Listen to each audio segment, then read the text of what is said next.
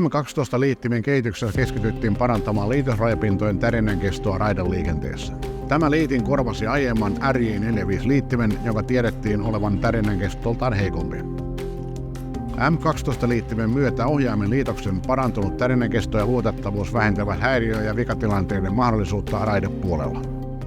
Tämä puolestaan ehkäisee ennakoimattomia huoltoseisokkeja kalustolle vähentäen siten ylimääräisiä kustannuksia loppuasiakkaalle. M12-liittimien tärkeimmät tekniset ominaisuudet, jotka liittyvät tärinän keston parantamiseen, liittyvät sen kierreliitokseen.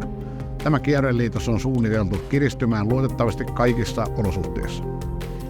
Tämä mahdollistaa liitosrajapintojen kestävyyden haastavissakin ääriolosuhteissa.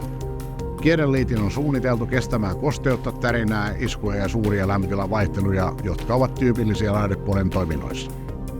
Vaikka nämä ominaisuudet eivät vähennä tärinää rajapinnoissa, ne mahdollistavat järjestelmän mukautumisen tärinään. Vakon yhteistyö oli keskeisessä roolissa tämän kehityksen taustalla. Vako otti vastaan haasteen kehittää ohjaimen, jossa oli liitosrajapinta M12-liittimelle, ja projekti vietiin läpi tarkasti ja systemaattisesti. Kaikki tarvittavat testit suoritettiin jo tehtaalla ennen yksiköiden toimittamista. Tämä yhteistyö osoitti toimittajien sitoutumisen tuotteiden kehittämiseen markkinoiden vaatimusten mukaisesti.